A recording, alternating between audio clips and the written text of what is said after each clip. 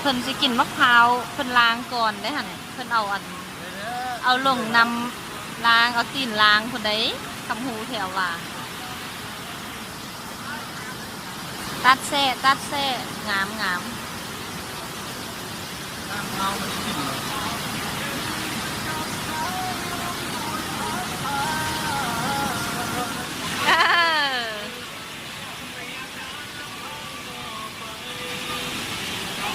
คำหูแท้เปิดแล้วมียังแด่มันเนี่ยบ่ได้อ่ะมะกล้วยปิงเนี่ยได้บ่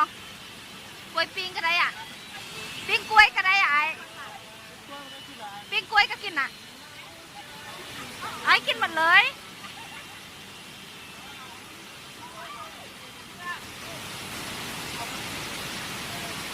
คำหูแท้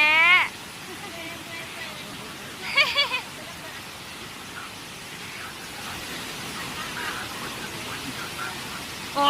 ย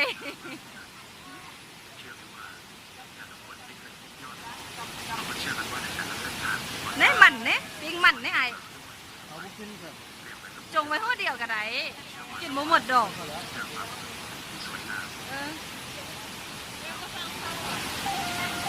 เข้าเบาตีหน่อยเนาะเข้าเบาดอกเนาะบอก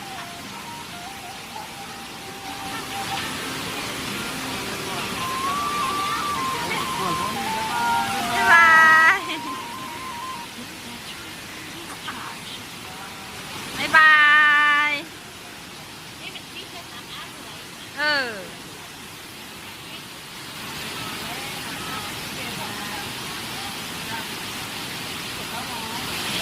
กีทวนกะเอียนตกทองหอทองนึกทางอยู่กับพ่อฮันสื่อติ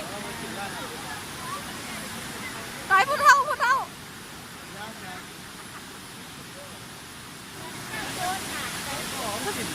สาวน้อย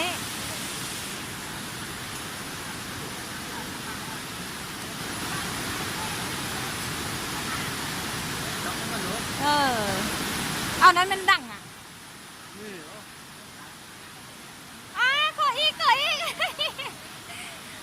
โหน่ะอันนั้น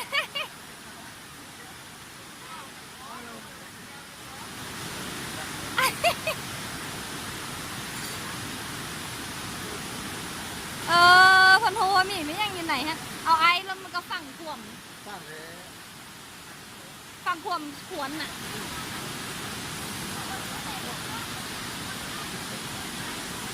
ไอ้เราบุษเป็นสังเกตที่อันงามบุษเหงาไล่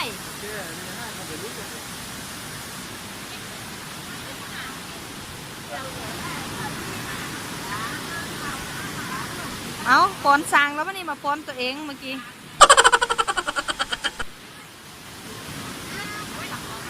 พี่ยานแต่น่าหักมันคำฮูดีปลากินมะม่วงส้มคุณน่ะ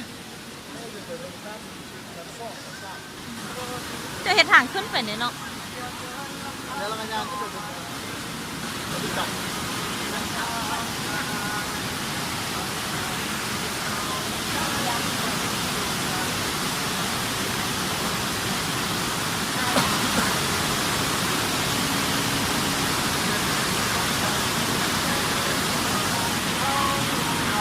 อ๋อถ่ายหู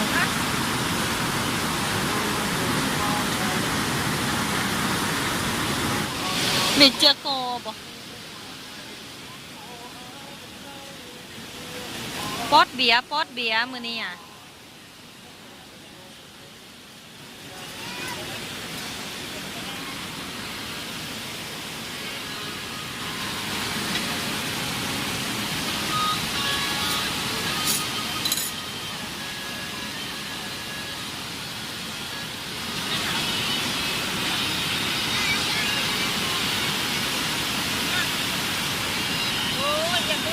Untouchable.